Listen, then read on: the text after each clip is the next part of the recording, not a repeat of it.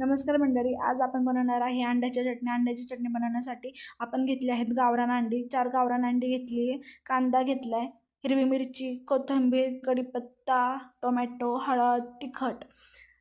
तर आजच्या रेसिपीला आपण सुरुवात करू। सगळ्यात पहिल्यांदा तर आम्ही गेलो शेतामध्ये गेलो, कोथिंबीर घेतली, टोमॅटो घेतले, हिरवी मिरची घेतली आणि हा बघा आमच्या खिडकीच्या बाहेरचा नजारा। तर सगळ्यात पहिल्यांदा आपण गॅसच्या शेगडीवरती कढई ठेवली, कढईमध्ये तेल टाकलं। तेल जरासं गरम झालं की त्याच्यामध्ये आपण टाकणार आहे कढीपत्ता। कढीपत्ता टाकल्यानंतर कांदा आणि हिरवी मिरची हे दोन्ही सोबत टाकून परतून घ्यायचं।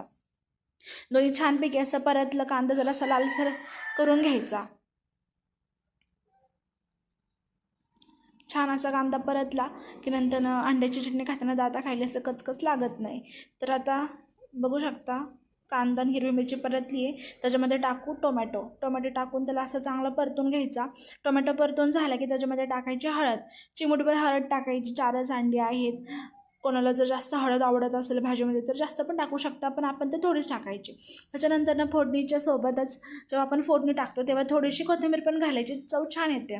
त्याच्यानंतर टाकला आपण घरचा तिखट मसाला टाकला, परतून घ्यायचा। छान असं परतून झालं, तेल सुटायला लागलं, साईडला तेल सुटतं, पूर्ण असं कांदा परतून झालेला आहे। त्याच्यानंतर आपण 4 अंडी फोडून त्याच्यामध्ये टाकायची। आता ही अंडी आमच्या घरचीच आहे, आमच्याकडे कोंबड्या पण आहे, आम्ही कोंबडी पालन पण करतो आणि सगळे कोंबड्या आमच्या गावठीच आहेत।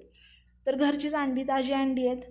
गावाकडे राहण्याचा हाच एक फायदा असतो की आपल्याला सगळं ताजं भेटतं आणि गावरान भेटतं।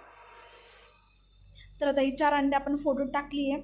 चवीनुसार मीठ टाकायचं। ह्याच स्टेजला आपण मीठ टाकायचं, कारण की ते पूर्ण चांगलं मिक्स होतं चटणीमध्ये। वरतून मीठ टाकलं तर प्रॉपर ते मिक्स होत नाही।